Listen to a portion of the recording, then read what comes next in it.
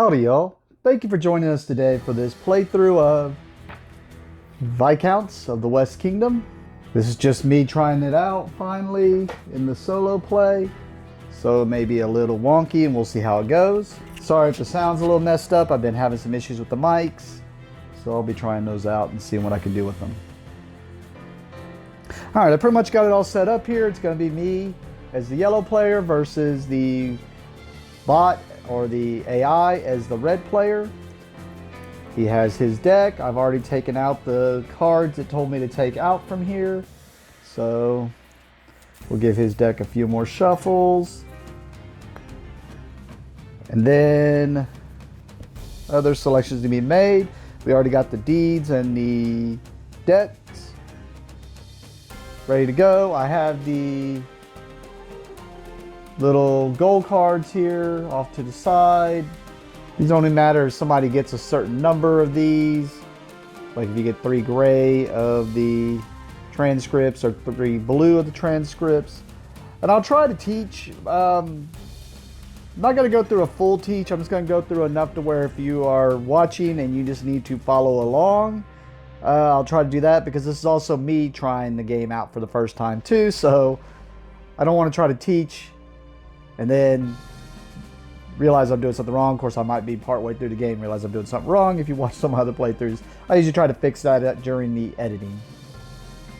We got these decks, which are the deck. This is Viscounts. I love the Garfield games. They're just, at this point now, any Garfield game that comes out, I am just cool with just instantly purchasing and trying out. I have only found one that wasn't I didn't like it. I just think it was the weaker, and it was one of the North Seas shipwrights. And it wasn't that it was weak, it was just I'm not big on take that, and it was a drafting take that game, and the take that element in the drafting just seemed to take away from me. But maybe with a few more playthroughs I'll see some more subtlety to it. But I'm a big fan of Raiders, huge fan of Paladins, Architects I like a lot. Explorers I have not played enough of, but I did enjoy what I did play of it. And then of course now we have Viscounts, which mixes in my favorite game element of deck building. Alright, so we have each of our little deck building elements here. And I have my guys, they don't start here in the middle, they're going to start somewhere else. And then I have the transcripts all randomly mixed up and divvied out. Let me figure out what my starting selections are.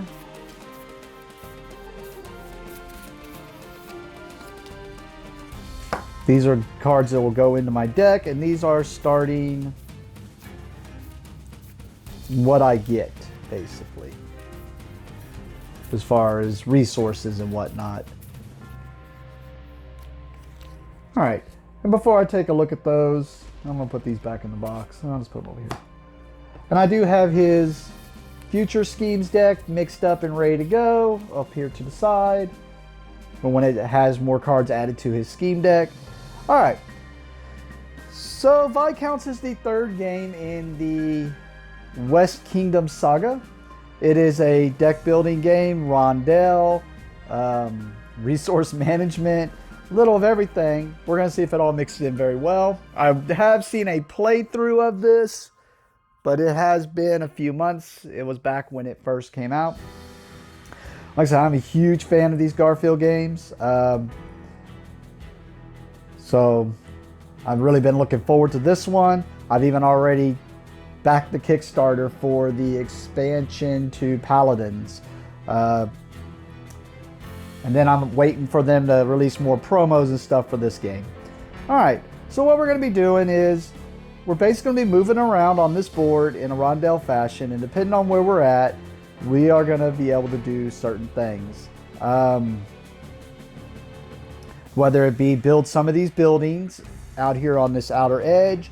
And I know I'm real zoomed out, but I tried to at least try to make sure the symbols could be seen here. But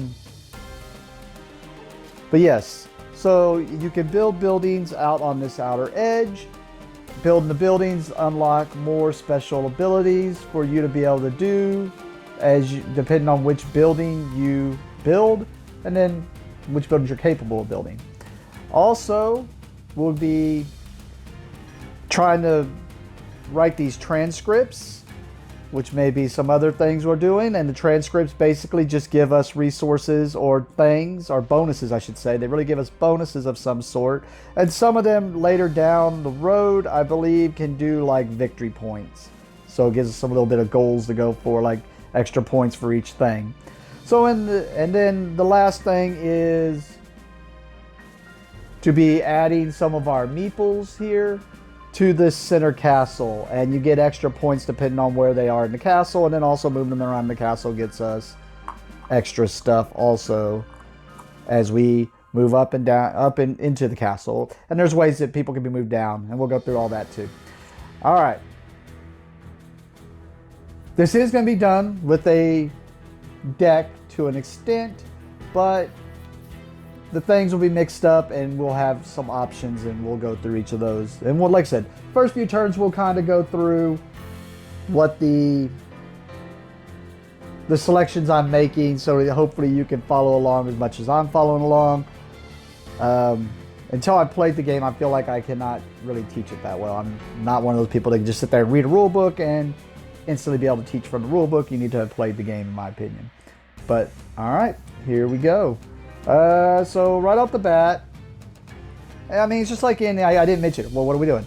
We're basically going to keep playing until either the debts run out or the deed stack runs out. There's 12 in each stack, and when one of those runs out, it'll trigger the end game. We'll each get one extra turn, and then we'll count up victory points, and it's just a matter of me beating more victory points than what he ends up getting. So, all right, we're going to make the selection. And the way this selection works is I have to choose one of these characters that's going to be my starting character inside my deck. And along with that starting character is a card that is my starting resources or starting things. So that's a selection I'm going to be making at this moment. Like this guy's about doing the transcripts, but I can already kind of see that the AI I'm playing against, he's going to be going for transcripts also. So he might be cool, but it means I'll be vying for what he's doing.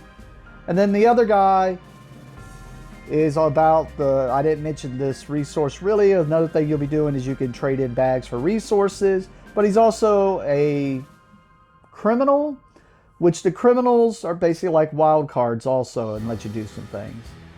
But you get a free recruit every time I play him. Whereas this guy, when he comes off my board, and we'll see how that works. Basically, I get to choose to either gain a debt and flip over a deed, or gain a deed and flip over a debt. If I choose him, I get 2 of any resource, 6 money, and start with some deeds, 3 deeds and a debt. But I get to flip over one of my deeds instantly. If I choose Clovis here, I get 2 gold and an inkwell or ink pot, 4 money or silver, a debt and a deed, and I get to do 1 recruit for free off the board. Alright, this might be a mistake. I just don't usually go to criminal routes, but I think I'm going to go with the criminal just because I'm not sure what I'm going to be doing here, even though I really kind of wanted to go this transcripts. But no, I think we're going to go to criminal route. Alright, so we're going to take Clovis. So right off the bat, we put ourselves in our starting position on number 5, like it tells us on this card. We get 2 gold bars.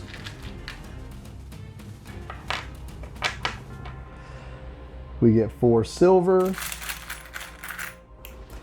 I'm sorry, my money is like a jumble of different games. I start with a deed off to the side here, and I start with a debt.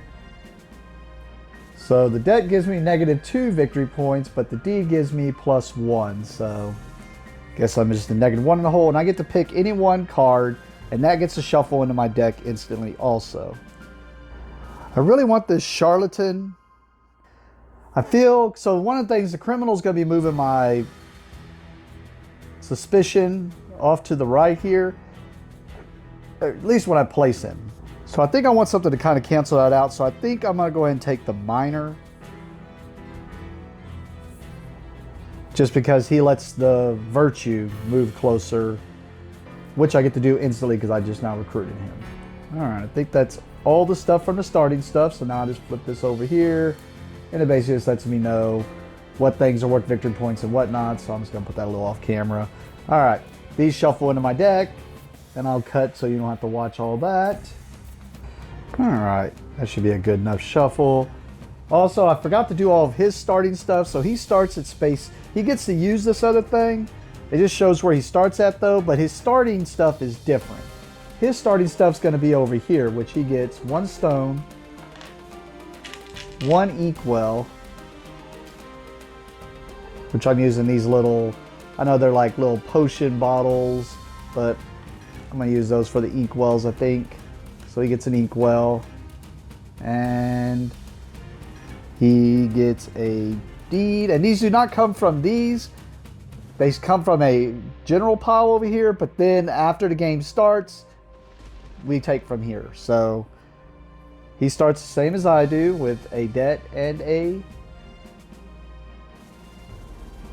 I can put his over here, a debt and a deed.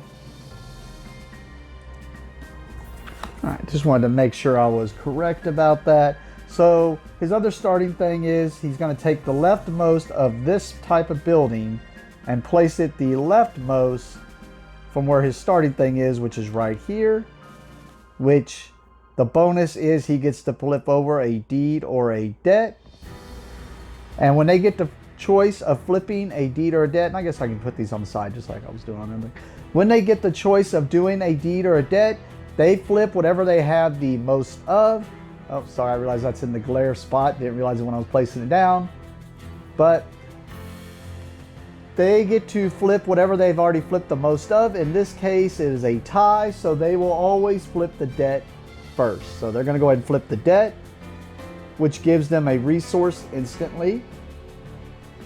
And the way their resources work, I know it's going to be kind of hard to see because it's on the zoomed in camera, or the zoomed out camera, I should say, is they get a resource, they check to see if they have 6 or more inkwells, and then if they do, then they go for, see if they have 4 or more stone, and if they do, then they get gold. In this case, he's only got 1 inkwell, so he is going to get another inkwell since he has less than 6. So, and he got that for flipping the debt.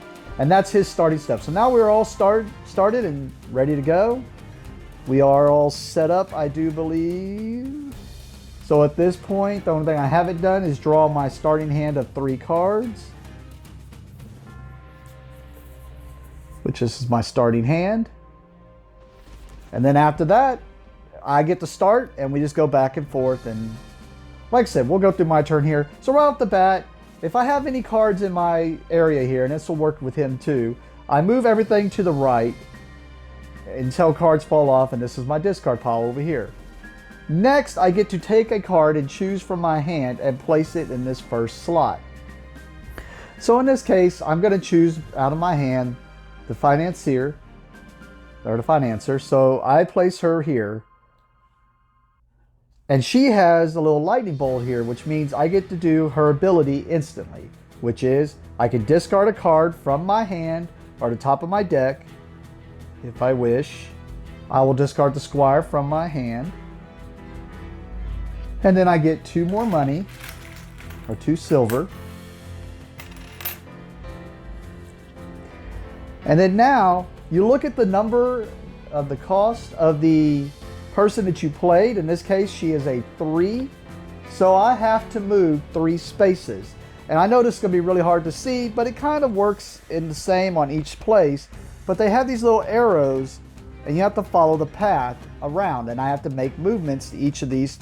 There's 3 segments on each board. But really, each board kind of goes, if you're on the first spot, you can either go there or there. And then if you're on this spot, you can either go there or there. But if you're on this spot, you can only go there.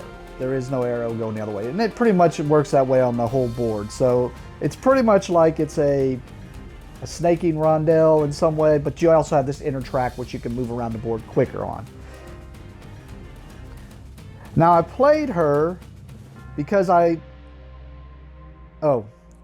actually I got to see what was in here immediately. Okay, a scoundrel. Which, I think you start with one called a thief that's pretty similar in the game. Oh, sorry, I was showing you the steps of the game. Let's go backwards real fast. So I played it.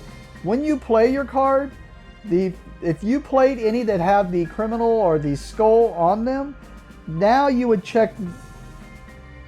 If I did, then I would have to move a suspicion for every skull I have in my play area. In this case, there was no skull, so I don't have to do that. And now we go to the movement. And the movement is, like I said, 3. I was playing her to get extra money, so we're going to go 1, 2, 3, because in this spot, I guess I can put these on their sides too. Because in this spot, there's 2 things I could do in this spot. I could either build buildings, which would require ore, stone, basically, or hammers, which I only got 1 hammer showing, not enough to do something, and we'll get to how that works. Or I could do the trade action. And the trade action says I would count how many blue bags I have on my board here, which I have 1, 2, 3. And then with the trade action, I could pay 1 silver to get, for each silver I pay, I can get another bag. But in this case, I'm trading bags for silver, because for every bag I have showing, I get a silver. So 1, 2, 3, no reason to do money for money, so I get 3 more silver because I just done the trade action. And the other action you could do is, there's 4 actions you could do during that phase. I did the trade action. There's also build a building, which we'll get to, I'm sure, because I love building buildings. There's another one where you're placing these people in the center here. And then the 4th one is using the crosses to get these transcripts. Well, I did the first action, so we're done with our action phase. Now we go to the step of buying. I could choose, I did skip a step where I could have done something else with him, but I'll get to that when I actually choose to do it. I could have dismissed him to do some stuff, but I wasn't going to do that. But basically, I could have chosen, before I did my action, to pay the 3 money on this guy to get to use his symbols, but he goes away. And I get the ability for dismissing him, but I also get the symbols. 3 to get an extra 1 money just wasn't worth it, so I did not do that part. Now I have the choice of buying or purchasing said card to add to my discard pile so that it gets back in my deck if I wish to. I do not wish to add this guy. I think I already have 2 criminals in my deck, and I'm not sure how the criminal thing works in this. Maybe like Architects where it's good to be a criminal, but we will see. So I'm not going to purchase him, so we go past that step. Next we see, you notice I said this suspicion thing is going to be moving further here to the right, and this virtue one's going to be moving further to the left. If these are ever on top of each other because they met up, then we would have to do what's called a clash during our turn. But these are not met up, so we don't do the clash. So now at this point, I draw up to my hand size, which is 3 cards, as it shows there. So I have this 1, 2, and 3. And then that's my turn. Now we're going to go to the AI's turn. He flips over his top scheme card. I did forget, start of his turn is just like with mine. We shift all the cards. He had no cards there, so I did not shift any of his cards. And then now we flip the top card over. And we basically just do everything that the card says to do.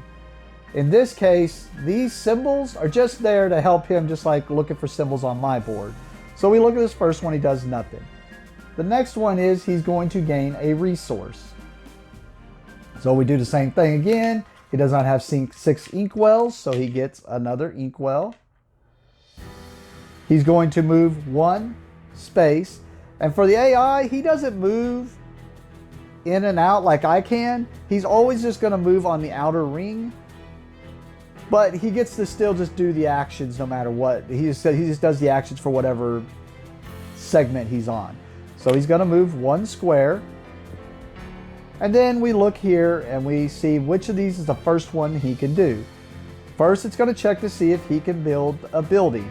So he has 1, 2 hammers, And he does have another stone, which you can add in stone to act like an extra hammer. So he does have 3 stone, which means he has enough to build a building.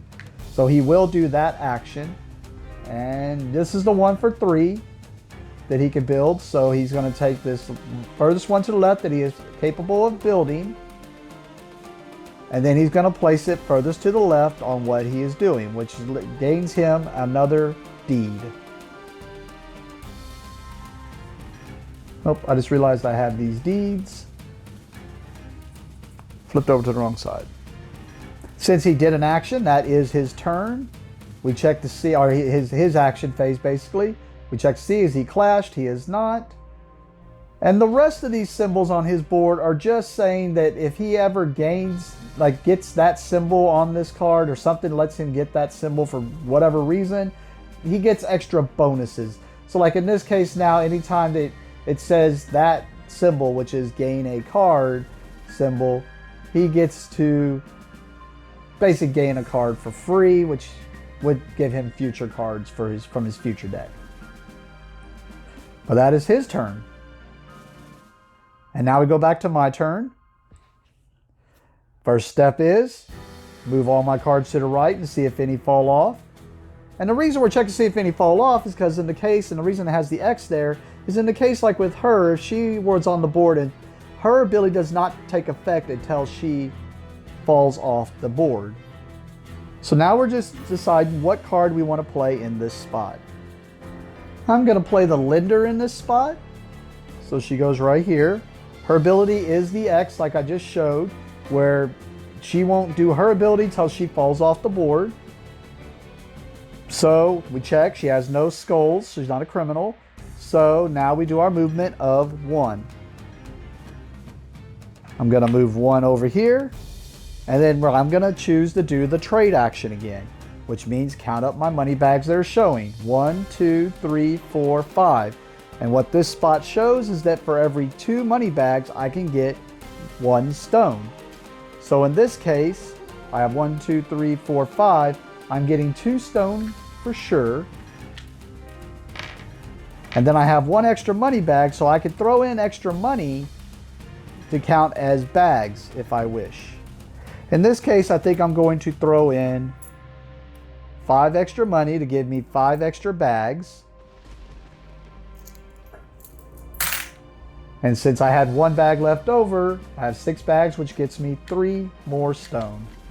And I think I'm going to try to get some buildings built to give me some extra bonuses. So I did my action. I keep skipping this. It's just, I got to get used to it. I could have, once again, I could have chose to pay 3 because he's on my board segment. I could have paid 3 to get that skull symbol, which would have gave me another 1, but chose not to do that. But once again, we're at the end of my action phase, so now I can choose if I want to buy him again. I choose once again not to buy him. So then we check, am I clashed? I am not. So we draw up to my hand size, which has me draw the Journeyman. All right, we go back to the AI. I keep wanting to say bad guy. We go back to the AI's turn. We move his cards to the right. We flip over his next card. First thing he's going to do is the recruit for free. But really in this case, what he's doing that one step I keep forgetting, which is he's just going to dismiss this guy. So he's just getting rid of this guy so that if I wanted him, or it's like he's playing him basically. But when he dismisses him, he does get to do this top action thing, which is the green card with an X'd out symbol. And if you just look on his card here, it shows you, just like with the resources, it shows you that when he gains certain symbols, what he gets for those symbols. So he gains that symbol. We see that symbol here, which means he gets to gain 1 virtue for dismissing that guy. Next, he's going to move 3 spaces. 1, 2, 3. Once again, we're going to check to see which action he's doing here. In this case, it says he's going to try to transcribe this scroll here. So in order to transcribe this scroll, but he needs 3, of the crosses. But with the crosses, you can turn inkwells into crosses. So first we check how many crosses does he have showing. He has 1, 2 crosses showing. So it only takes him 1 more inkwell to have the 3 he needs. And now he gains this transcript, which once again, instantly it has the lightning bolt. And that symbol is basically he gains another deed. Oh, he's racking up these victory points. I don't like it. And I'm sorry, I don't know a good way of putting his deeds and stuff on here without putting it right in that glare. And I just didn't really want to do that to y'all. So I just got it kind of off to the side here.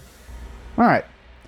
So since he did that, this flips over and reveals a new transcript. And then since he did an action, he is not clashed. Goes on to my turn. My things move to the right. I'm going to play the Journeyman here. When he falls off the board, I should have mentioned when she falls off the board, it lets me flip over one of my deeds or my debts, my choice. When he falls off the board, I get to recruit someone for free and I gain a virtue. He is not a criminal, so do not have to move up my... I'm assuming this is called suspicion, just because that's what they called it in other ones. That's what I'm always going to call it, just because I do like paladins a lot. Corruption. This is called corruption. Would make sense. I get to move 2. So basically I can either move 1, 2 there or 1, 2 there. I'm going to move 2 there. And once again, I'm going to choose to do the trade action. This trade action is for every 2 money bags, or for every 2 bags, I get 1 gold. I have 1, 2, 3, 4, 5 bags showing. Once again, as I'm doing this, because I caught myself this time, I can pay 2 to add her skull to this, which would basically give me like 2 for giving me another 1 money bag. And if I play her, I do get to do this thing where I get to shuffle my discard pile, which is just my squire at the moment, back into my deck. But once again, I don't think I'm going to play her. And I am going to pay the extra 1 money to get an extra bag so that I can now have 6 money bags, so I get 3 gold. Just going to build up resources and then try to dump them. Because I still don't know what I'm doing at this point. But I got a feeling I'm not going transcriptions. Looks like I'm going to go building and putting people in the middle. All right. Now's my choice of whether I want to buy that person, the trader, to add to my deck. I choose not to. I am not clashed. I draw up to my hand size of 3. Oh, that guy looks cool.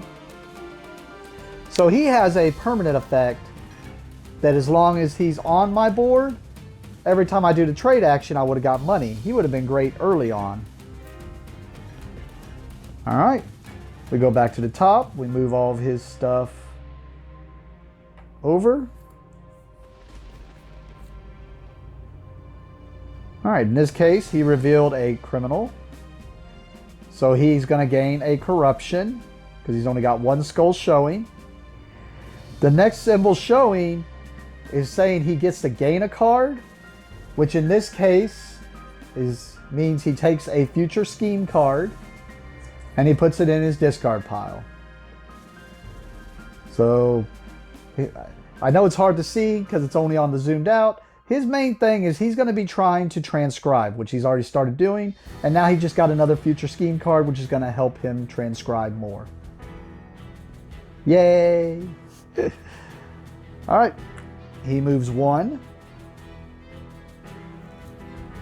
And then now he tries to do his favorite action, which we've just talked about, is he tries to transcribe. So to transcribe, like I said, normally you'd have to be down here, but he looks at the segment that he's on. So to transcribe, he needs 3 crosses. He has 1 because the criminal skull counts as a wild card and can be used for anything. So he's got 1, and he's got another cross there, 2.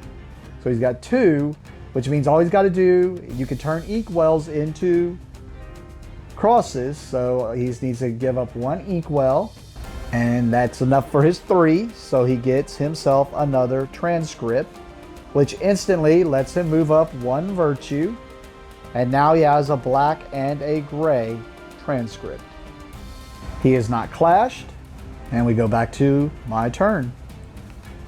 We move everything over to the right, so she falls off, but she does not have a fall off ability. Did realize I forgot to reveal this one and this one.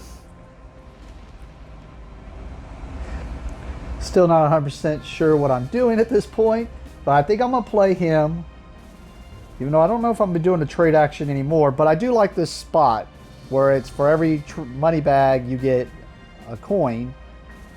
And even though I got 3 here, feel like I should get a bunch of coins for when I'm doing other stuff. So I play him. He is not a criminal, so I do not have to do the corruption check. So I move 1, have to move there. And like I said, it says for every money bag, I can get 1 money. I could pay 3 to add 2 hammers. Not doing that because I'm going for money bags at this point. So I just count the money bags. 1, 2, 3, 4, 5 money bags showing. So I get 5 silver. And then because I did the trade action, the trader has the permanent effect where he gives me a money for doing the trade action. And now I have the choice of whether I want to buy this guy or not.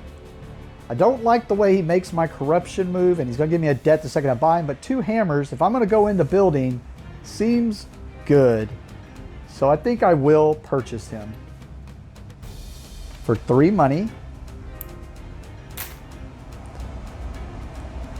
So I purchase the charlatan, which means I gain a debt immediately.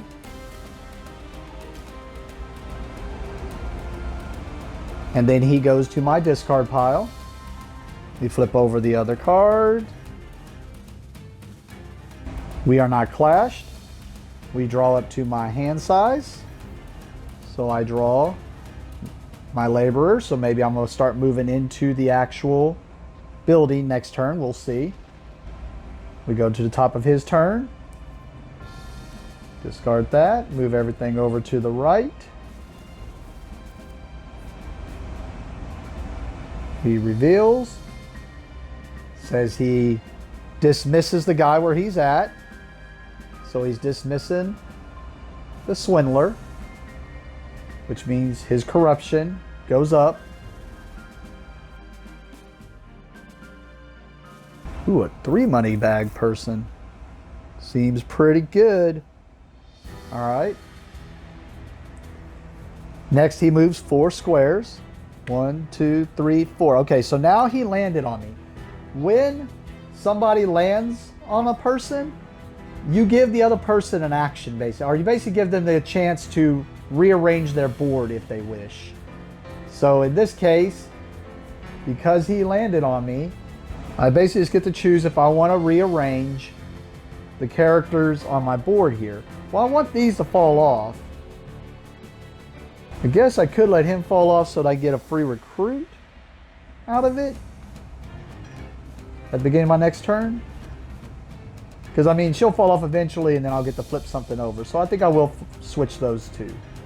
Next, we see what action he's doing. He's going to see if he's going to build. He has 1, 2 hammers showing. This is his discard pile, so that is not showing anymore. He can use stone to count as hammers, but all he has, as you can see, is just 1 inkwell. So he only has 2 hammers, which is not enough. He needs at least 3 to build a building. So he's not going to build a building. So next he'll just flip over a debt or a deed. In this case, when he gets to flip over a debt or deed, he flips over whatever he's already flipped the most over of. In this case, he has not. I said that wrong. Sorry. We check to see what he's flipped the most of. He's going to flip whatever he has the least amount of. I might have said that wrong backwards, but this first time it actually came up. He has flipped 1 debt, but he hasn't flipped any deeds. So since he's flipped the least amount of deeds, that means he's going to flip a deed over. So that now That deed is worth 3 victory points instead of 1. And then he gains a resource, which, since he does not have 6 inkwells, means he gains another inkwell. Then he is not clashed, so we go back to the beginning of my turn. This guy falls off, moving everything over, and when he falls off, I get to get a recruit for free from anywhere, and then I get to gain 1 virtue. So I'm going to go and gain my virtue so I don't forget. I think I'm going to take this guy. It gives me more of them and plus the bag. Plus it can let me flip my debt. So I'm going to take him, and when I take him, I can choose to discard a card from my hand or the top of my deck. I'm going to discard the Abbot from my hand. Since I don't really have inkwells and no crosses showing, I don't see myself doing the transcripts anytime soon. So now we just got to choose. I only have 2 cards left in hand. I got to choose which one I'm putting out here. I think I'm going to go ahead and change and play my Laborer. Go ahead and get to building some of these buildings. He is not a criminal, so I do not have to do a corruption check. I have to move 2.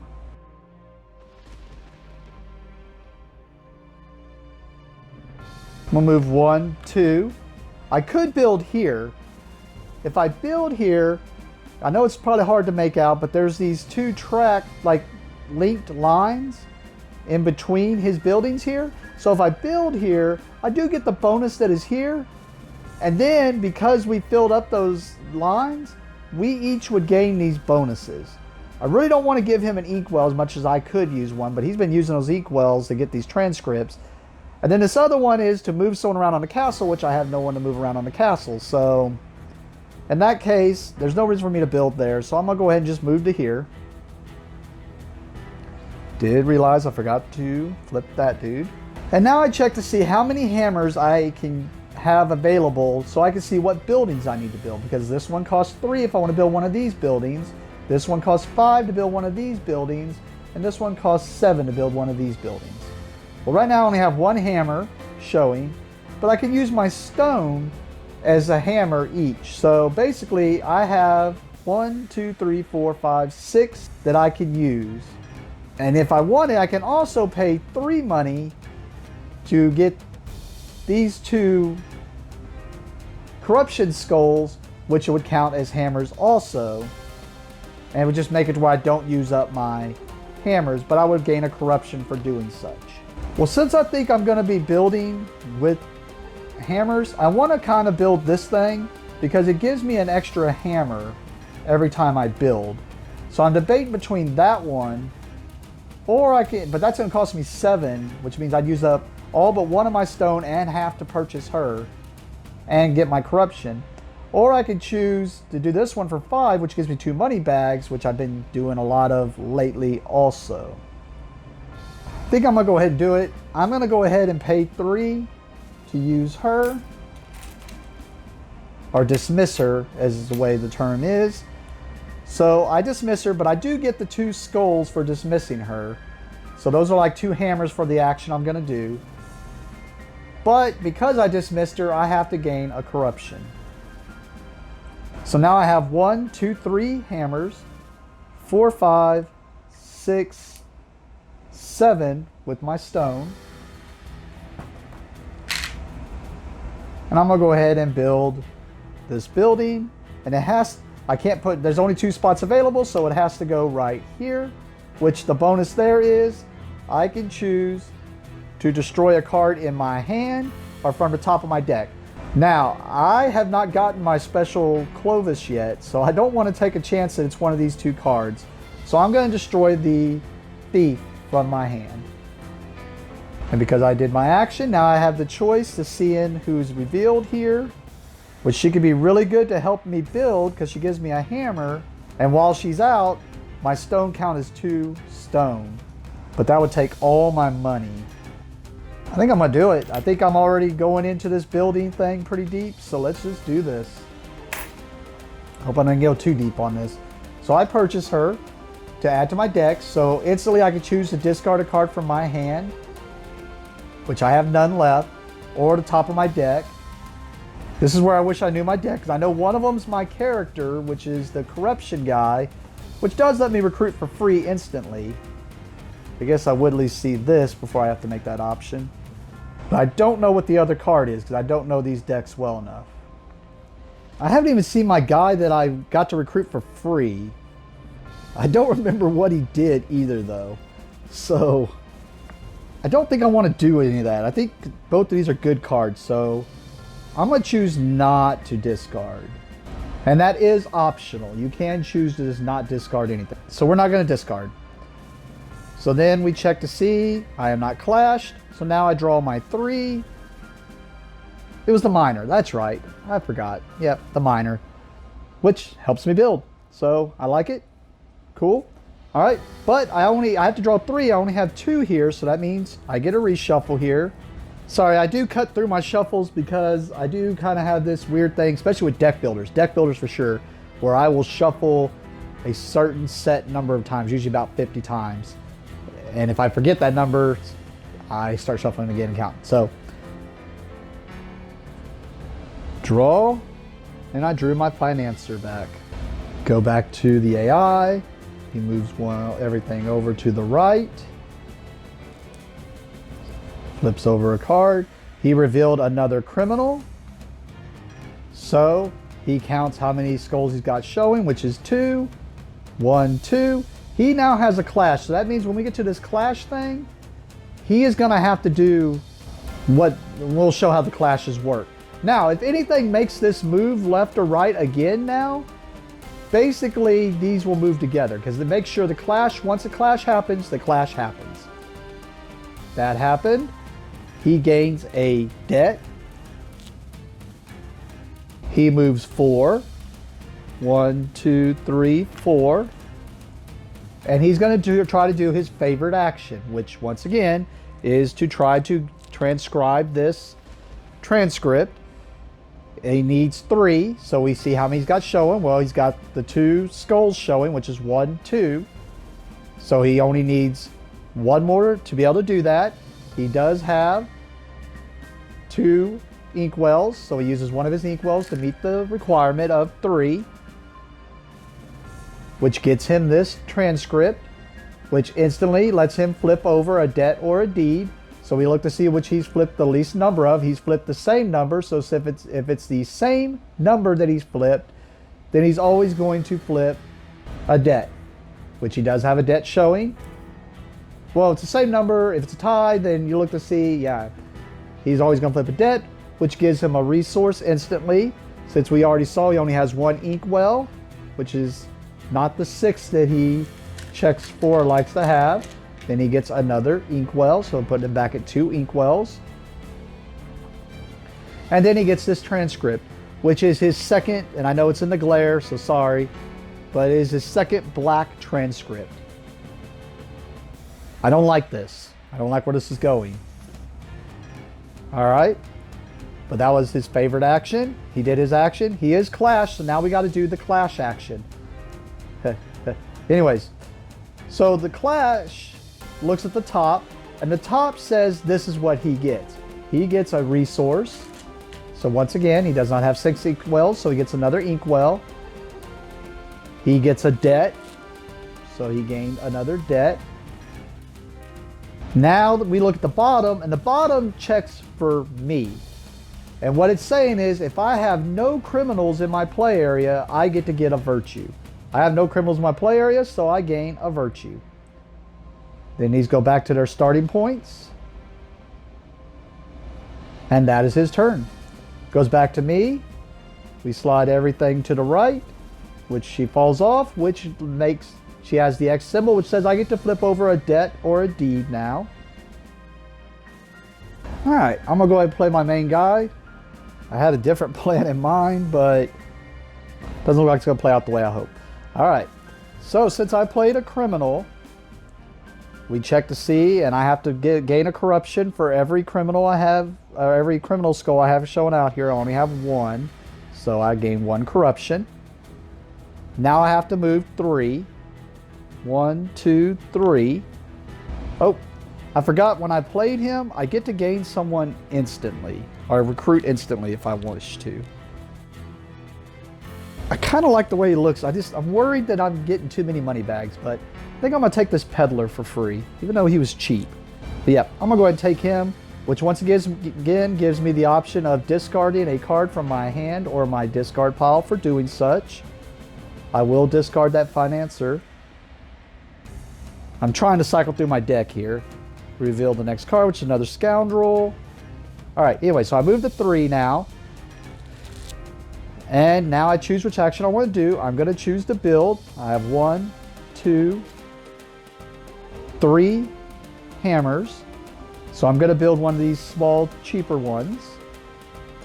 I'm going to build this building. You put it here or here. I'm going to put it here so that I gain a stone as the action, as the bonus for building there. Then we check to see if I'm actually if I want to buy this person or not. I choose not to.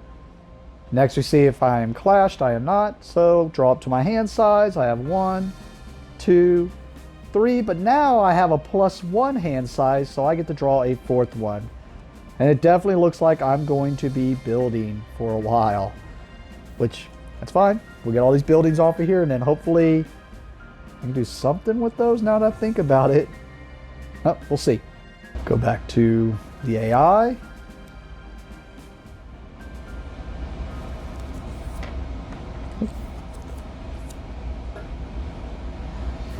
He gets to flip over.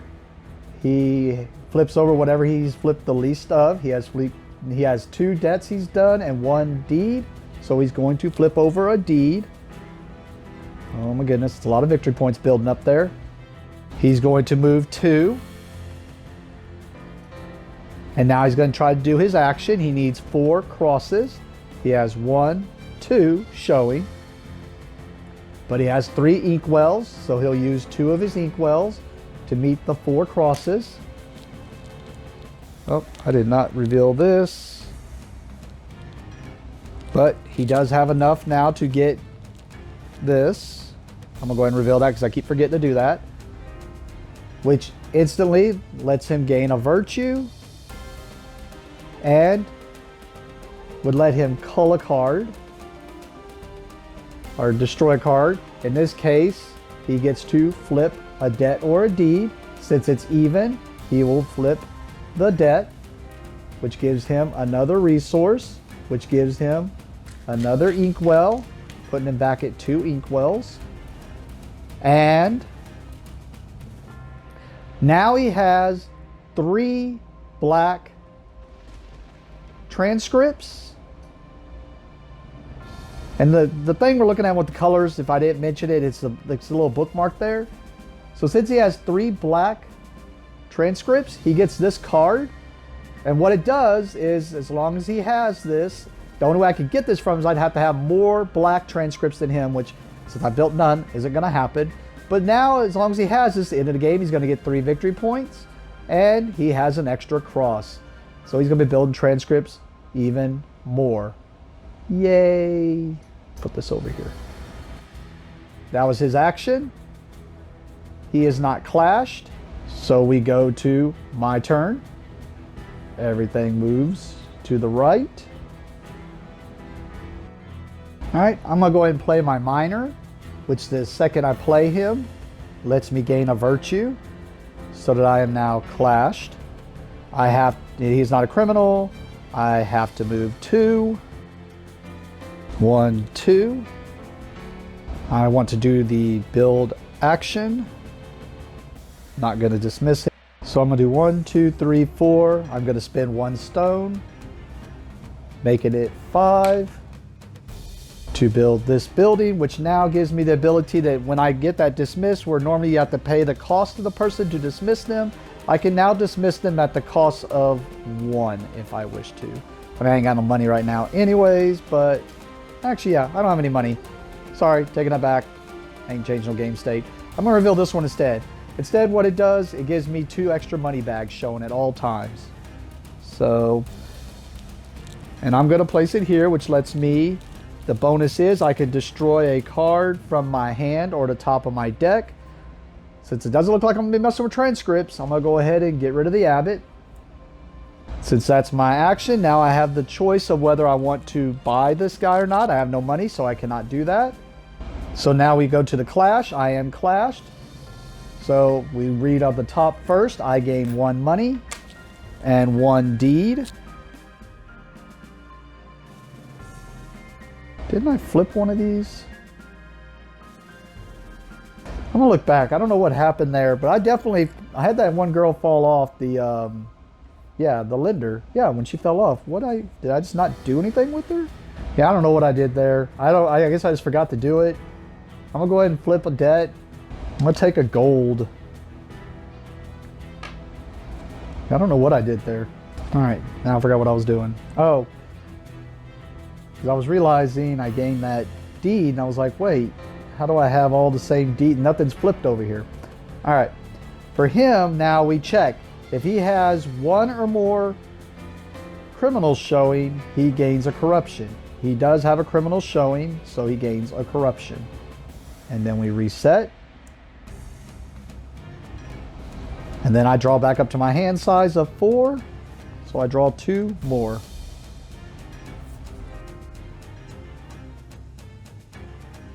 Slide everything over for him.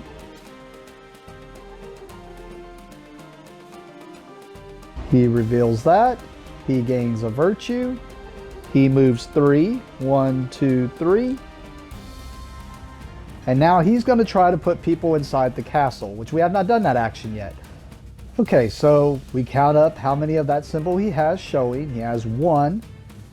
That is it.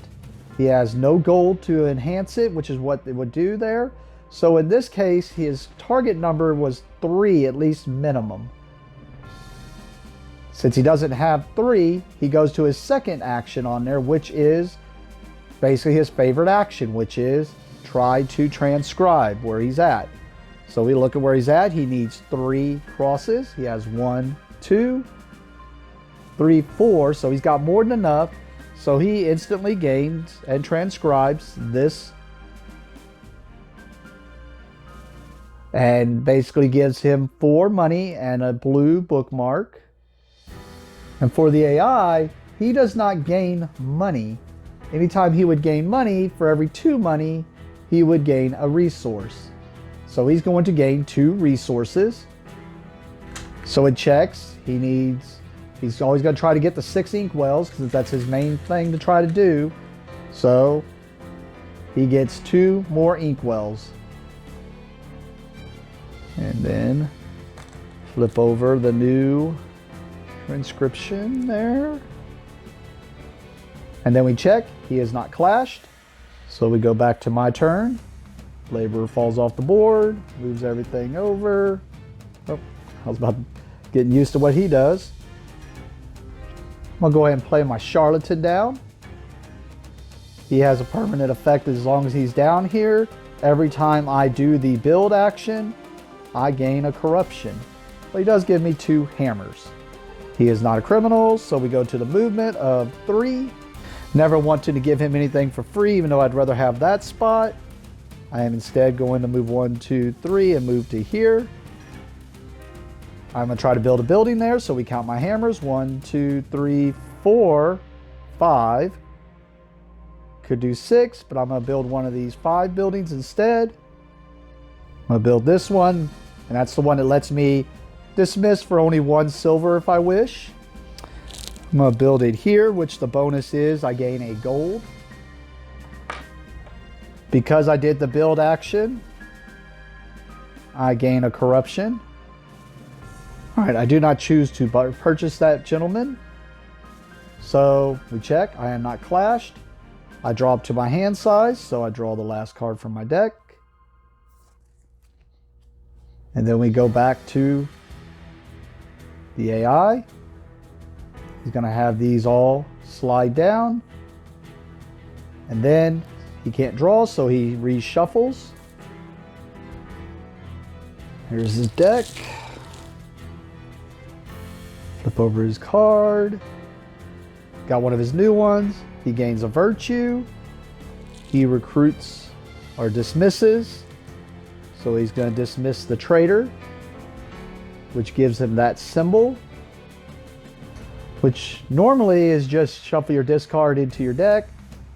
I guess he did that already, because they don't show anything on his thing over here. I just realized I can't go backwards, but I forgot when I did a reshuffle that might have actually affected things. I did mess that up, but when I do a reshuffle that's normal, like because of it, you check to see your corruption slash how many criminals you have, and your virtue or your corruption goes up or down accordingly. That's what I shuffled anyways, even that's what it said to do. Reveal the new thing. He's pretty cool. All right. The AI moves 4. 1, 2, 3, 4. They're going to try to transcribe. They only need 3. They have 1, 2, 3, 4, 5. So they have more than enough to transcribe this transcription, which gives them another blue bookmark and instantly lets them recruit this character. I'm going to go ahead do that. But as we saw, recruit means dismiss. So they're dismissing them, which gives them that symbol. We saw with the card here that symbol means basically gain a virtue. So they gain a virtue. Reveal the new person. That is his action. Goes back to me. Clovis falls off. Moves my guys to the right. I choose to play the sculptor. She is not a criminal. I have to move 3. 1, 2, 3. Because I landed on him, it gives him what would be the rearrange, but instead of a rearrange, he just gains a resource, which means he does not have 6 inkwells yet. He's now at 5 after gaining that resource. I'm going to do the build action. 1, 2, 3, 4, 5. Because she is out, I can make 1 stone into 2 hammers. So 6, 7 means I get to build one of my big boys. So I'm going to build this one, which gives me an extra of that symbol. I'm going to place it here, which the bonus is to gain another gold. But also because I did that, my corruption goes up 1. Have the option to buy him. I choose not to. I am not clashed. I draw up to my hand size. I have to draw, so I have to reshuffle. Because I am reshuffling, I check. Do I have any criminals? I do not, so my virtue moves up 1. Draw a card. This card slide over. So let's get a little bit faster. Now that I know what I'm doing a little bit. He's going to dismiss the pastor, which gives him that rearrange thing, which as we saw means he gets a resource. He does not have 6 inkwells left, so he gets his 6th inkwell now. Reveals the new card. He's going to move 4. 1, 2, 3, 4. He is going to try to build. He has 1 hammer showing, and that is it, and no stones, so he cannot build. So next he gets to flip over whatever he has the least flipped over of. He only has 1 thing he can flip anyways. It is a deed, giving him a lot more victory points. And he gets a resource. Now he has 6 inkwells though. We look back at this, since he has 6 inkwells, now he starts getting stone. He is not clashed. We go back to me. These all slide down. I'm going to go ahead and play this gentleman. Makes me have to move 3. 1, 2, 3.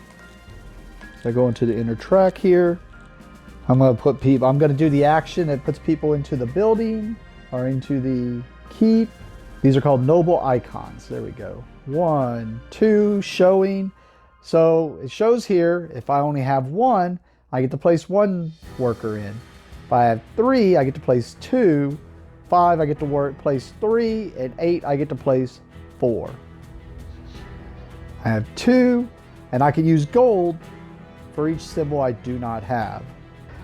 So I'm going to pay 3 gold to make it to where I have 5 noble symbols. So I get to place 3 people inside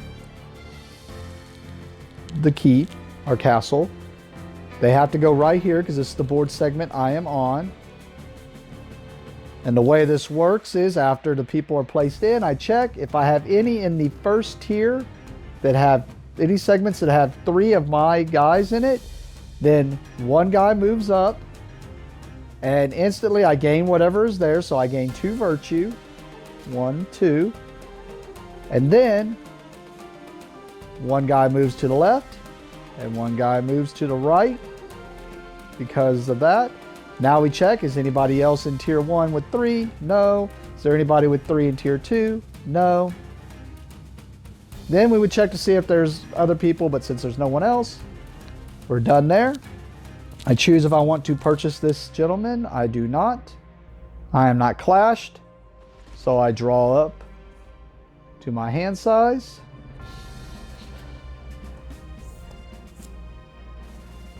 Move everything over. He does his new card. He dismisses this guy, which is going to move his virtue up.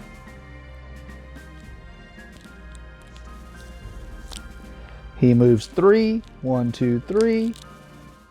He's going to try to transcribe. He only needs 3. 1, 2, 3, 4. He easily has it, which is going to give him up. Now has a full set of all the colors, which is worth extra victory points at the end.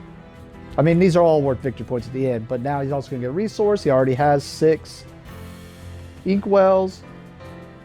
He does not have 4 stones, so he gets another stone. And that is his turn. He is clashed, so he has to do the clashes. He gains 2 deeds.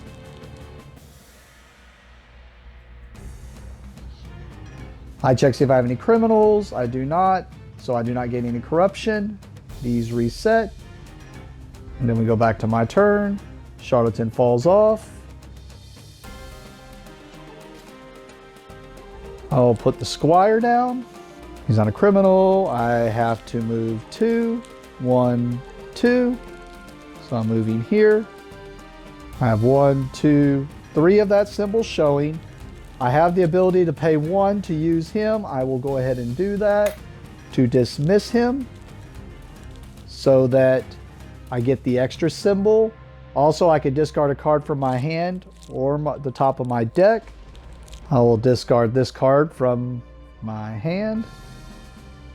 So now I have 1, 2, the 1 from that, 3, 4 symbols showing, 4 noble symbols. So I will pay 1 more gold to be able to put 3 people inside the castle. So 1, 2, 3. We check the lower tiers. This does have it. Move him up there. I instantly get to flip a debt or a deed. I will flip a debt, which gives me a resource. We're just going to take a stone. Reveal the new card. Oh, I forgot to move these guys left and right. We check, I am not clashed. We draw up to my hand size, so I draw 2 more. Yeah, I was a little worried. I probably shouldn't have bought him. Oh well.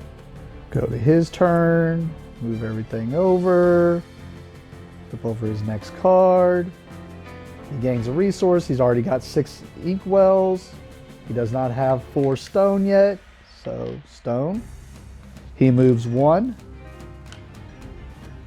He's going to try to build. He has 1, 2. He has extra stones, so he's definitely going to be able to build. So he's got 1, 2, 3, 4, 5. He can build one of his 5s. So he will 1, 2, 3, 4, 5. So a couple things happen here.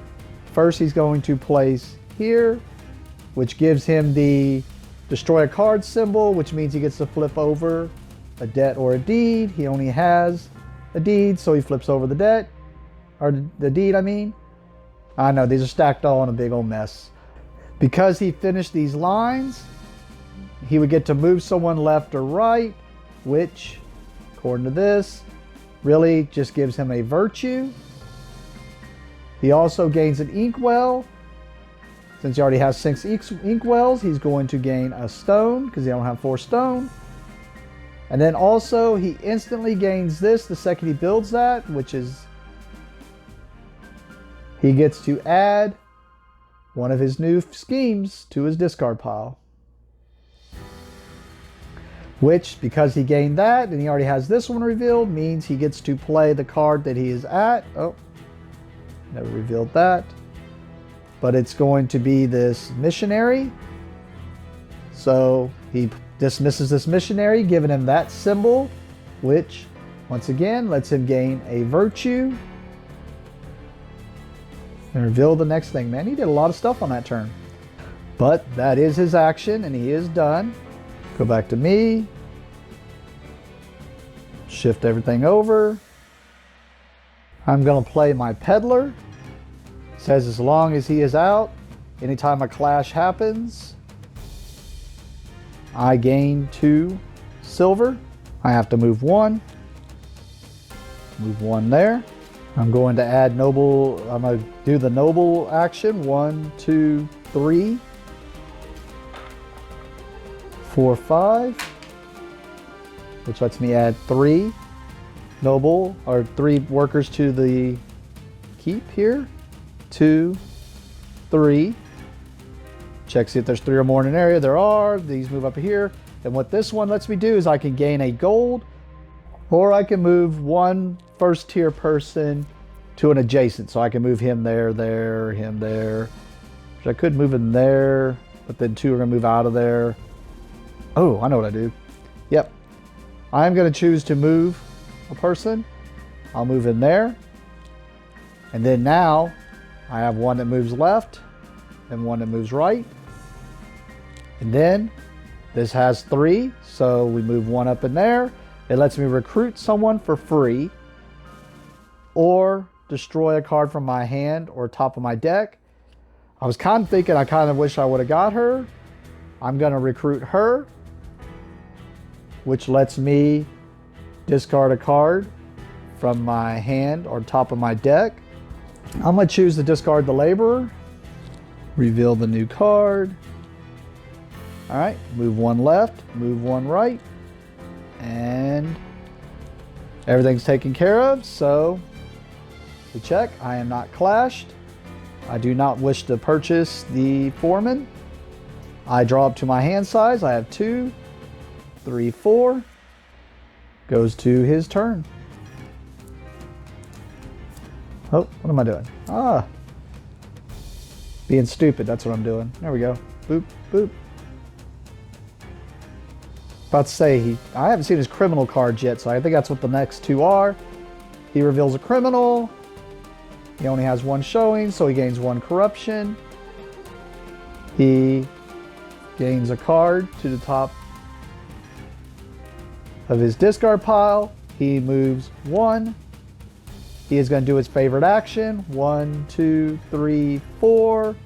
Where's he at? He's here. He needed 4. So he gains this transcript, which instantly gains him 2 virtue. And he's got another black. And he is not clashed. I forgot when he gained that, he gets to dismiss this guy because of the missing spot he has there. So he's going to gain another virtue, which means he would have been clashed. So he is clashed. So he gains 2 deeds. Oh, stop getting victory points. I check see if I have any criminals. I do not. So nothing happens. He resets. But I do have the peddler, which says anytime someone resolves a clash, I gain 2 silver. Now we go back to my turn. These all move over. I think I'm deviating from the court, but I think I will play my financer here. I have to move 3. 1, 2, 3.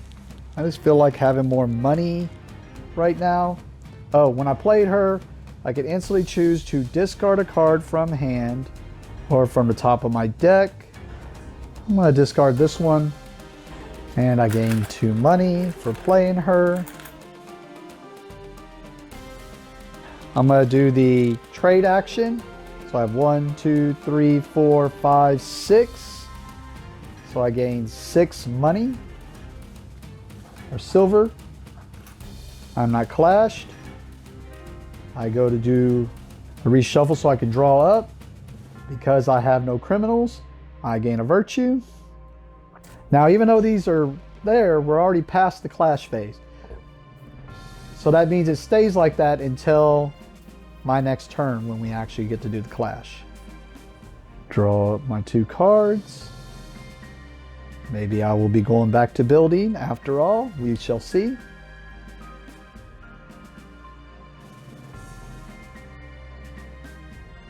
And this should be his other criminal card if I remember right. Yep.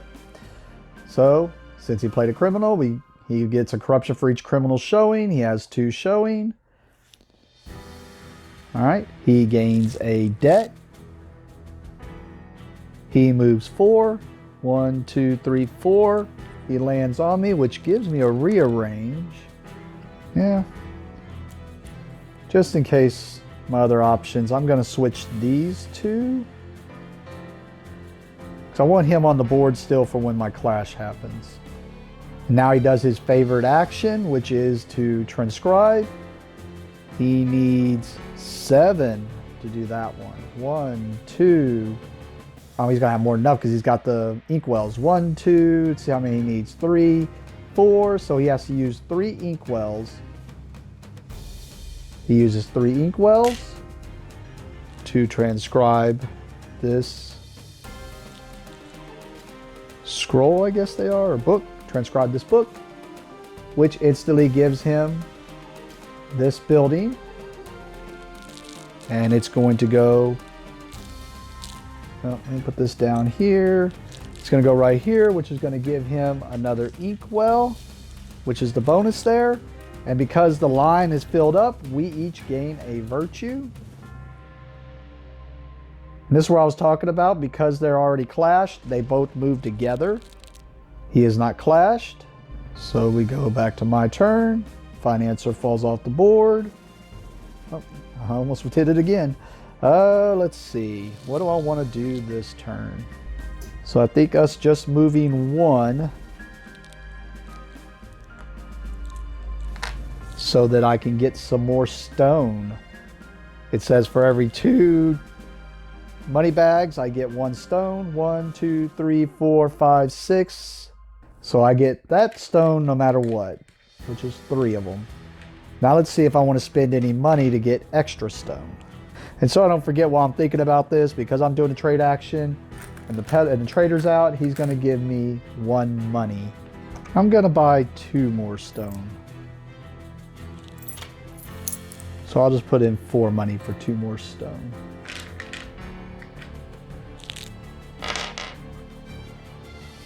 I'm going to get $2 more back at the end of this turn. So I'm going to go ahead and spend 2 more for 1 more stone again.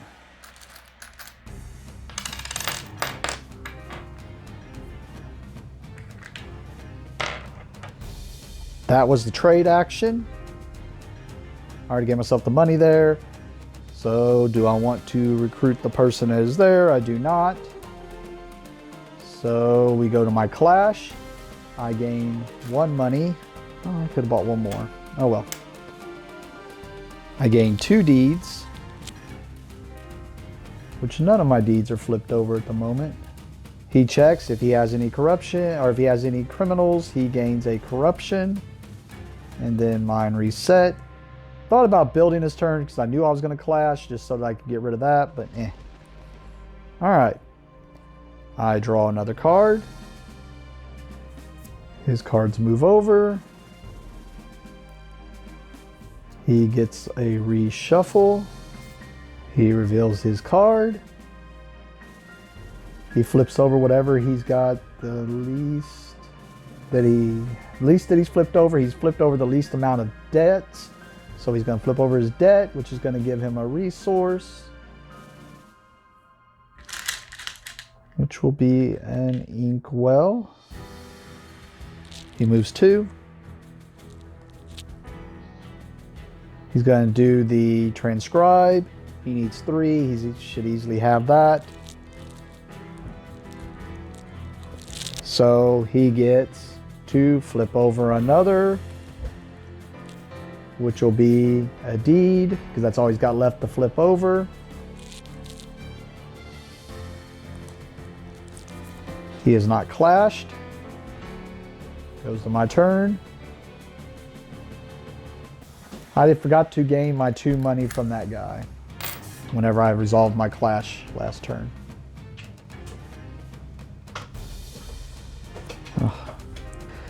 I'm going to choose to play the artist. I have to move 3. 1, 2, 3. I'm going to choose to put people in the castle. So I have 1, 2, 3 noble symbols showing. She has the ability as long as she is here. Each gold counts as 2. So 1, 2, 3, 4, 5. Lets me put 3 workers in the castle. 1, 2, 3. There's 3 or more here, so this moves up to here, which lets me flip over. All I have to flip over is a deed. And then 1 moves left, 1 moves right. There's 3 here. This one moves up, gives me an inkwell and a stone. And the reason I'm stopping before I move these left to right is you have to resolve the guy that moves up first, because you gain those instantly. In the case of like being able to move there so you can set up other stuff.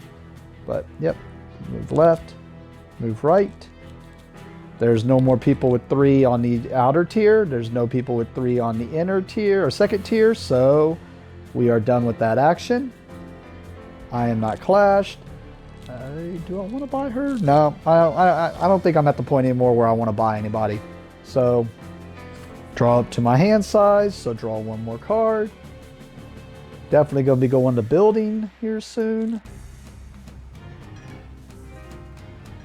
Move all these over. He gains a virtue.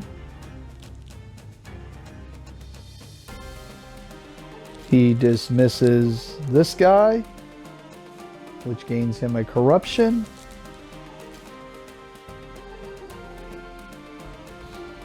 He moves 4. 1, 2, 3, 4.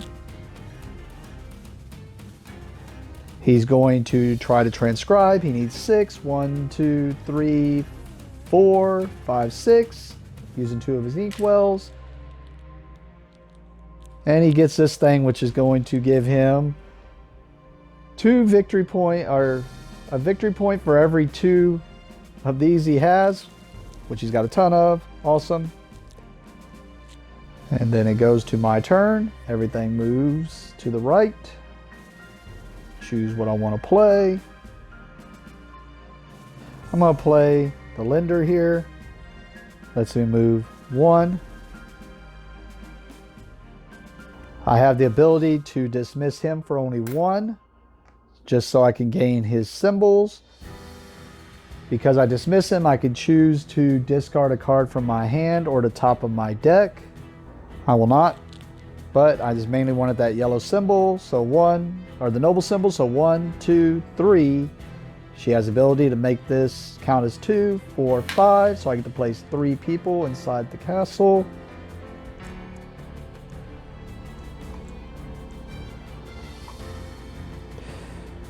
All right. We resolve. We move him up there. I'll take the gold.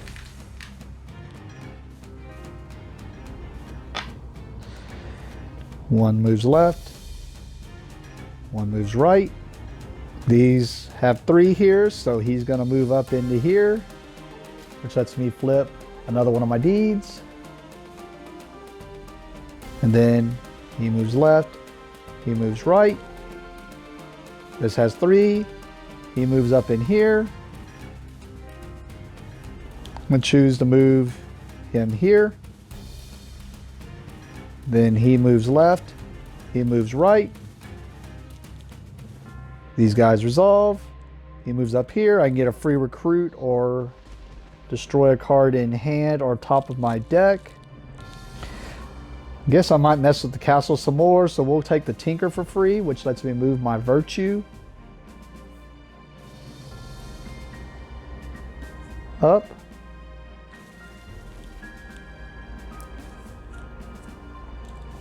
It's the princess. All right. And then one moves left, one moves right. All right, we've taken care of all the tier 1s now. Now we look at the tier 2s, which basically, they don't have the left and right movement. They just basically move people in. So I move him in there. I get 1 resource of my choice. Just gonna go with the gold. I keep wanting to get the inkwells so that I can maybe get some of these, but there's no way I'm beating him to those extra points. I think I just try to get as many people as I can into the center, because those are worth 3 victory points for each. So also, because I'm the first one to the center, I get this card, which is worth 5 victory points, and it gives me a +1 hand size. And then this guy's going to move one in the center. I'll just take another gold. And there's no more things to resolve or take care of. So we go to the end. Do I want to recruit the princess, actually? Why not? I recruit the pretty princess. Here, really? She gains me a virtue for recruiting her. Of course, I'm probably starting to bog my deck down now, but it should just be just those things. I'm not clashed. My hand size is now 5, so I draw 2 cards. Go back to the AI.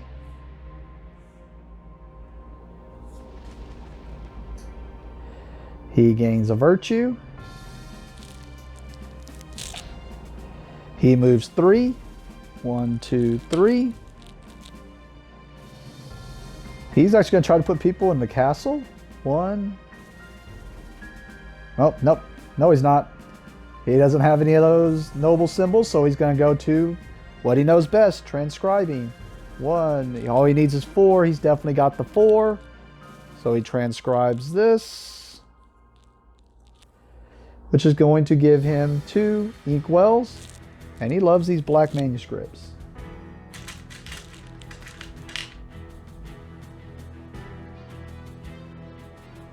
Now he is clashed. He's going to gain a resource. It'll give him his last inkwell of the 6 that he likes to have.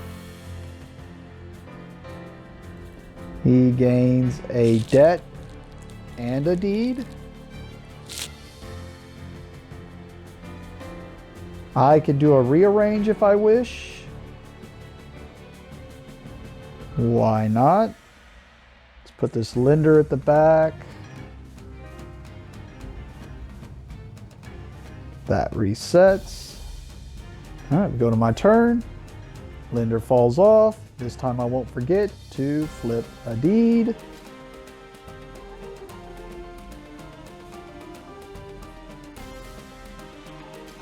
I'm gonna go ahead and play him. 1, 2, 3. Yeah, actually, I think I'm gonna move here instead. And the way I do that is I was here, so it's 1, 2, 3. I am going to dismiss her.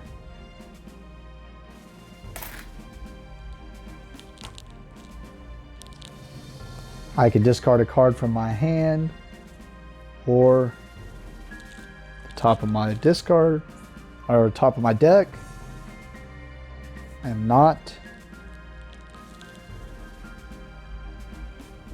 I have 1, 2, 3, 4, 5.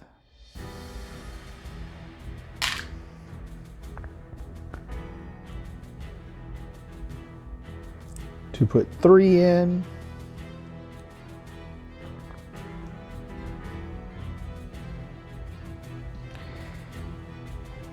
This moves up in here. I can recruit something for free or destroy something in my hand or top of my deck. I will destroy this guy out of my hand. 1 moves left, 1 moves right. This moves up in here, which gives me 2 virtue. 1 moves left, 1 moves right. Now we go into the inner tier. This moves up in here, which gives me a resource. I mean, gold's going to be any use to me. I guess I'll just get an inkwell. I think I got more than enough stone to finish off my buildings, so I'm not got enough time to do inkwells. Yeah, I know. Let's just get more stone. All right. I am not clashed. Don't want to buy that dude. Draw up to my hand size, so I draw my last 2 cards out of my deck.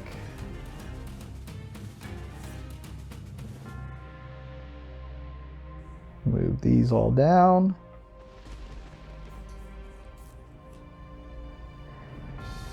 He plays this card, which gives him a virtue.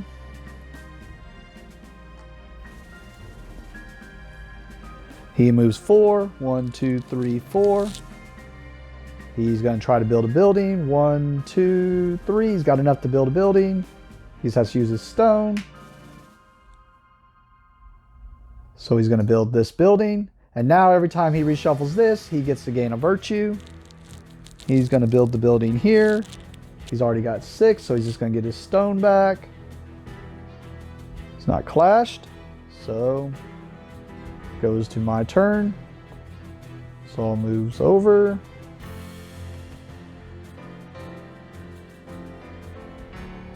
I'm going to play the charlatan down. Move 1, 2, 3. I have 1, 2, 3.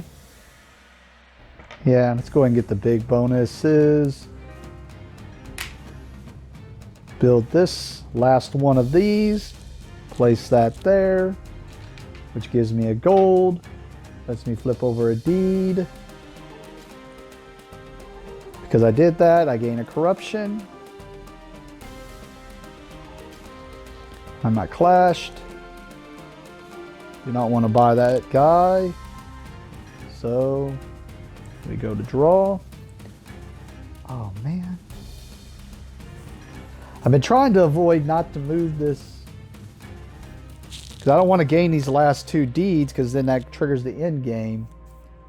But it don't matter. I have no criminals. Oh, all I gotta do is do my action there and at least do it there unless he does something that gains 1. Trying to get myself 3 more turns. Just worried because I think this is going to equal more points than this. And he's keeping up with me on buildings, so I don't really know what else I have. Oh, we'll see. Oh, I gotta draw my card.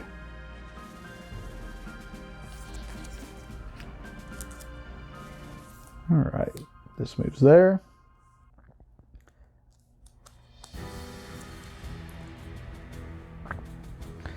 Alright, he's going to gain a resource. He's going to move 1. He's going to try to build a building. 1, 2, 3, 4, 5. So he can build a 5. So he'll build this building. which says every time a clash happens, if he has 0 criminals, he gets to flip a debt.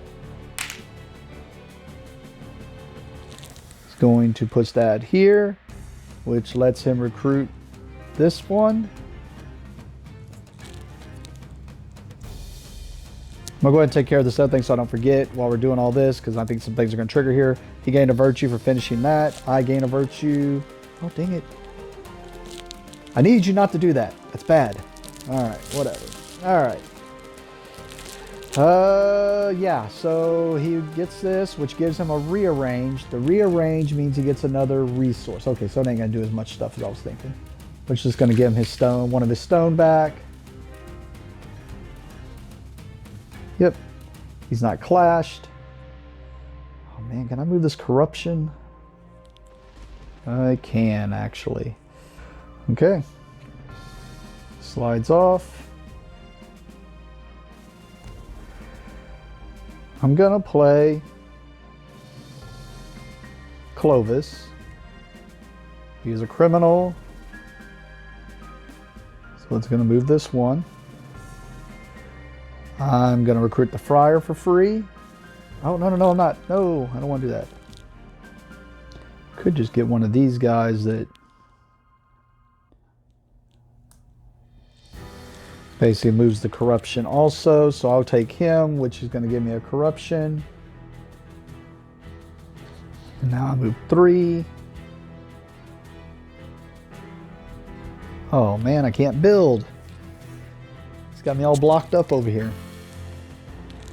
Oh, I forgot about my +1 move there. Never mind. It doesn't block me up. I can go 1, 2, 3, 4. Because I got a +1. I can add a +1 movement if I want to there. 1, 2, 3, 4. Pay 1. Yeah, we're gonna do it anyways. Move that there because of her. Just missing her. But I get the 1, 2, 3, 4, 5. Oh, I didn't need it. Yeah, I don't need this. Yeah, I'm taking things back, but before game state changed, because I don't need it. I want to build a 3. So 1, 2, 3, 4. It's more than enough to put this down, which lets me gain a debt. Actually, I think in this case, I think this goes first. I would assume this goes first, which means I would have to flip something. I have nothing to flip. Now I gain a debt because I did that as a corruption. That goes to the clash because I'm not going to recruit her. So it goes to the clash.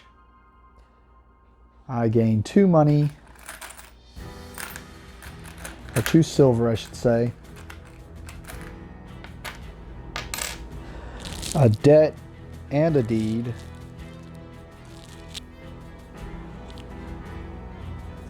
He gets a reshuffle, or rearrange, which turns into a resource, which gives him a stone.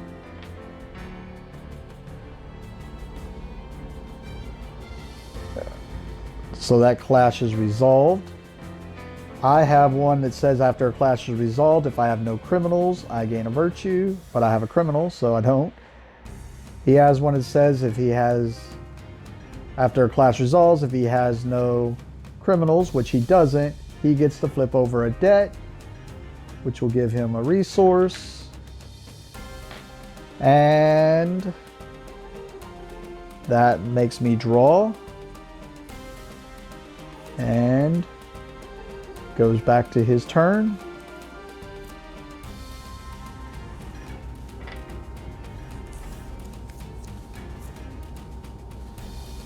All right, he's going to gain a resource, which will be the last stone.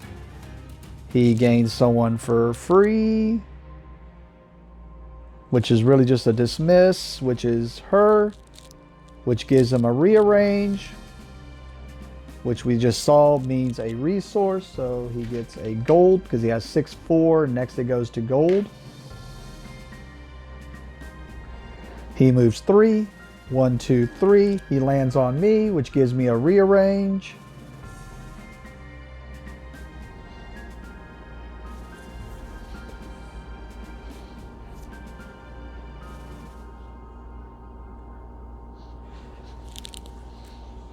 I mean, I just think I would do it that way. He is going to try to build 1, 2, 3, 4, 5, 6, 7. He has enough to build his last big building. Yeah, I think he's going to destroy me in this. So he builds this building. Oh, nope, he cannot build. For the same reason I didn't think I could. There's no spots for him to build on. So actually he's going to transcribe, which he should... Ooh, does he even have that? 1, 2... Oh yeah, because he's got more than enough inkwells. 3, 4. Lets him transcribe this one, which is the gray one, which gives him 2 virtue, but also gives him his 3rd gray, which gives him this one. And then...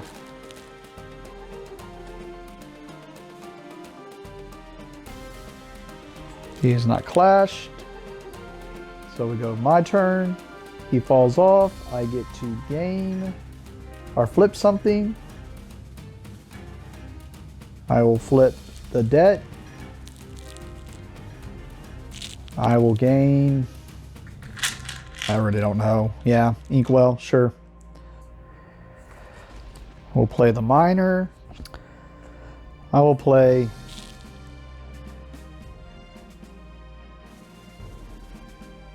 I play her. Alright, so since I play her, I get to move 3. I'm going to use my +1 movement for 4. 1, 2, 3, 4. 1, 2, 3, 4, 5 hammers. She has each stone is 2, 6, 7 hammers to build this.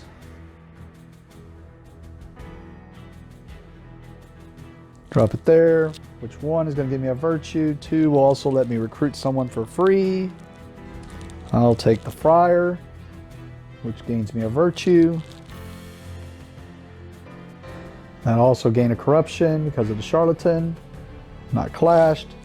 Not going to buy that dude. So, draw up to my 5. Guess I could have let it be in last turn. I think every turn I give him, he's just going to keep getting more points. He's going to recruit for free. He gets her, which gives him a corruption.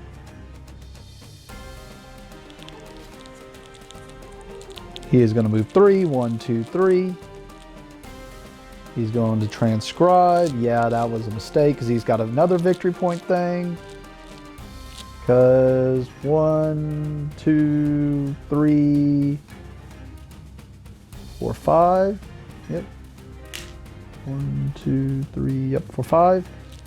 Gives him this one, which will give him victory points for every 2 resources he has at the end of the game.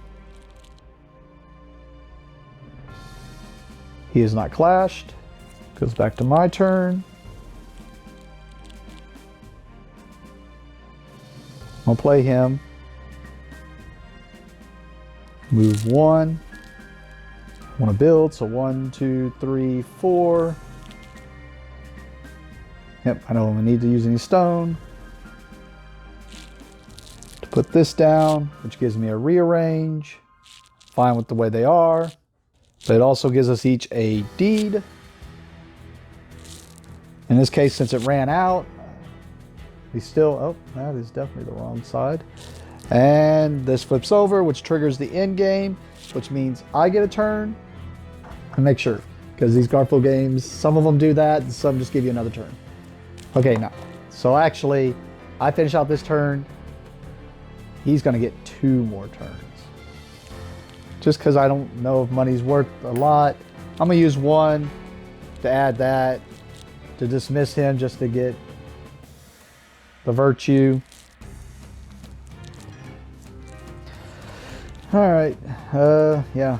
There's nothing else I could really do. Draw up.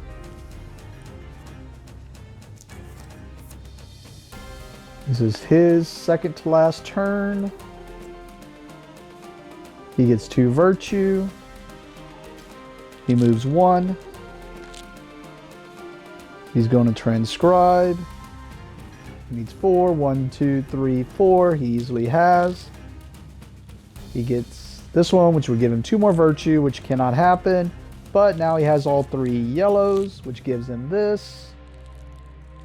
I think he's going to destroy me in points over there. He resolves his clash. He gets 3 more deeds.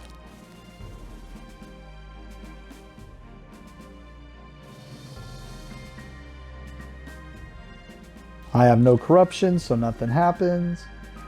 I also have, though, after resolving a clash, he can flip over a debt. I know there's a mess over here, but he has no more debts that he can flip over.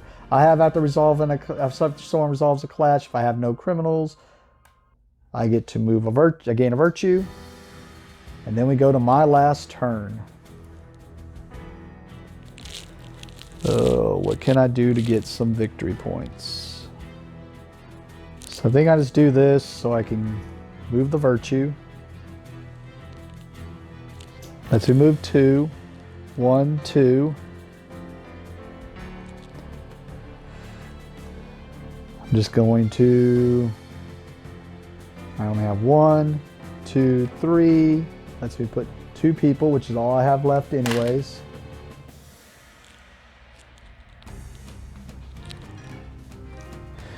That moves this guy up here, which lets me flip something, so I'll flip a debt, which gives me a resource. And then this moves left, this moves right. You can resolve any one of these. Okay, we'll move this guy up here so I can gain a gold or move somebody from tier 1 left or right. We'll move this guy to the left. Now, 1 moves left. There's no one to move right. That's the way I read it in the book. I'm assuming that's correct. I didn't look it up online, and that's why it tells you to do the stuff first. So, all right. We'll just do this one. Gives me a inkwell and a stone.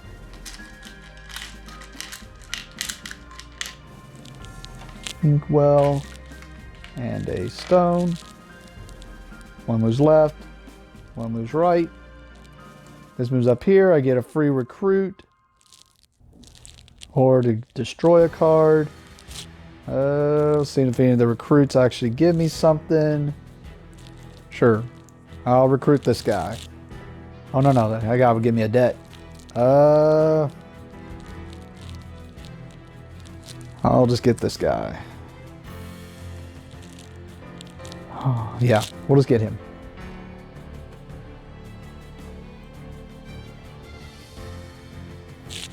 Gives me a rearrange. I'll just leave them the way they are. I mean, I wouldn't normally do that.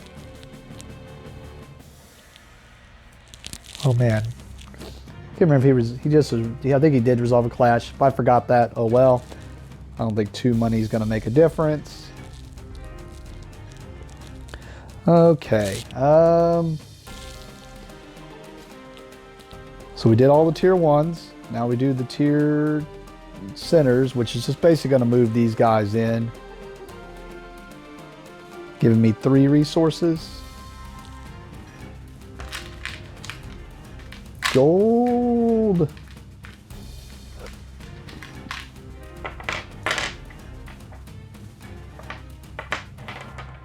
All right.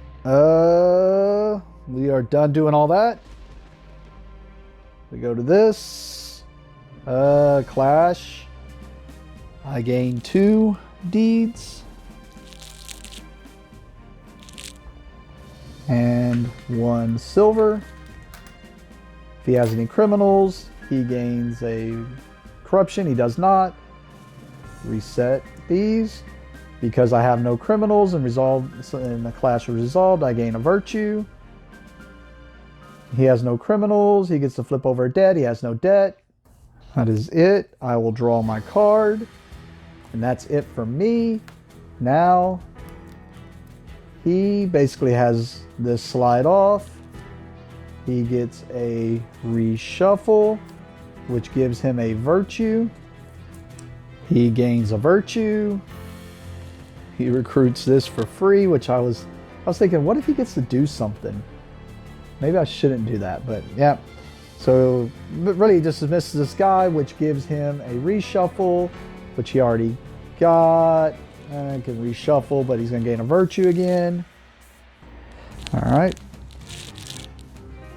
He moves 4. 1, 2, 3, 4. He's going to try to transcribe, which he should easily be able to do.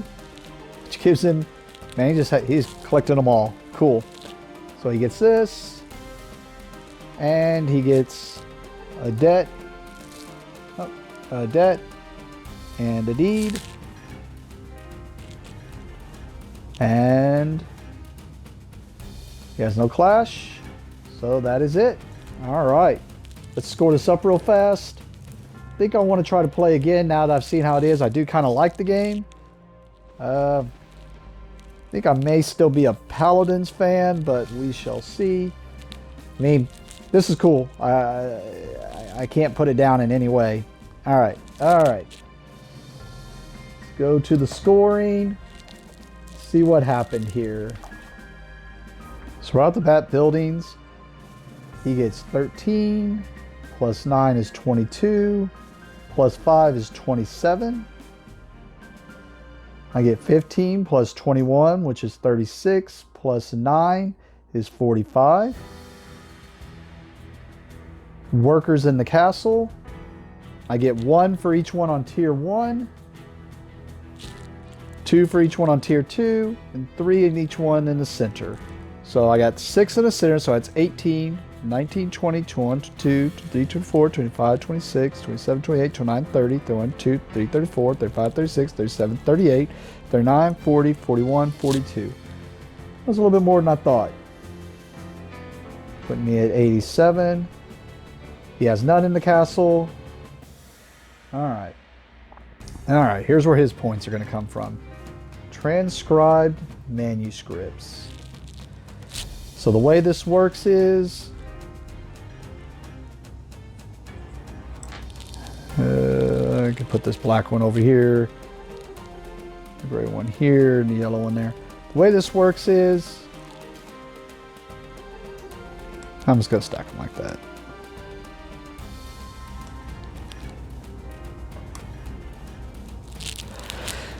Because he gets a set of 4s worth 16. So he has 1, 2, 3 sets of 4.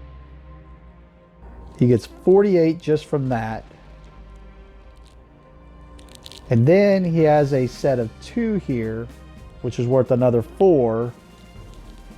And then he has 2 sets of 1, which are just 1 each. So that's another 2. Which puts him at 81 after that. All right.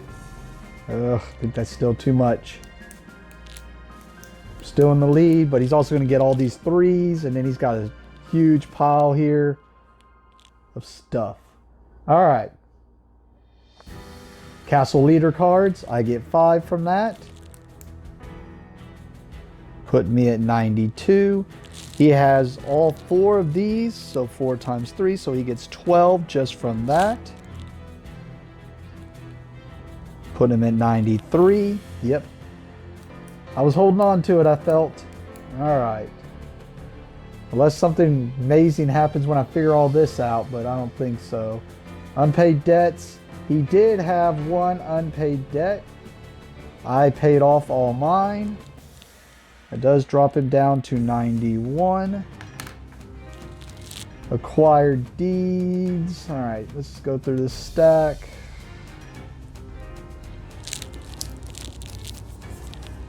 Oh. But I think he's got a ton more deeds than I do. Make sure these are all And he has 5 flipped. So since this is done also, it's going to go by who has the most flipped debts gets 12 and the second most 8. But right now we're just going to be counting up the deeds. He's got 3, 4, 5, 6, 7, 8, 9, 10, 11, 12, 13, 14, 15, 16, 17, 18, 19, 20, 21, 22, 23. I want to throw up a little bit after that. So 104. I'm gonna have nothing like that. But I do have 3. Oh yeah, and he beat me on the deeds too. Yep. Well, he didn't destroy me as bad as I was thinking, but he hit me pretty hard. 1, 2, 3, 4, 5, 6, 7, 8, 9, 10, 11, 12, 13, 14, 15, 16. Put me at 108. And actually, I did his wrong. I can't do simple math. I'm an Aggie. It was 23, right? 5, 6, 7, 8, 9, 10, 11, 12, 13, 14, 15, 16, 17, 18, 19, 20, 20. Yeah, it was 23, which would be 114. Sorry, I am an Aggie. All right.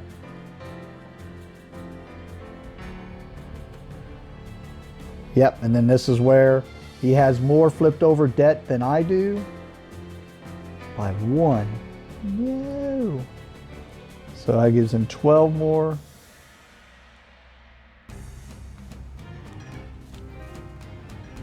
I got 8 from it. I think that's it.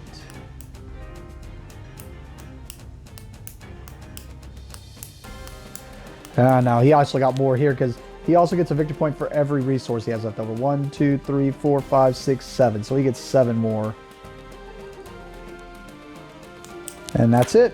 He beats me 133 to 116. That was cool. I knew I should have just started grabbing some of those transcripts. I kept looking for ones I thought would just give me victory points. Like that might have been cool because I'm pretty sure that's for every criminal in my deck. Actually, I think I only have 1. Oh, 2, 3, 4. Nope. Well, no, still wasn't a ton of points.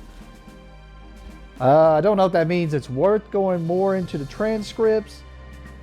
I think a lot of it was he kept up with me on buildings. Yeah. But no, it was cool. Might actually try to just clean this up and play it again real fast. But thank you for joining me and have a great day.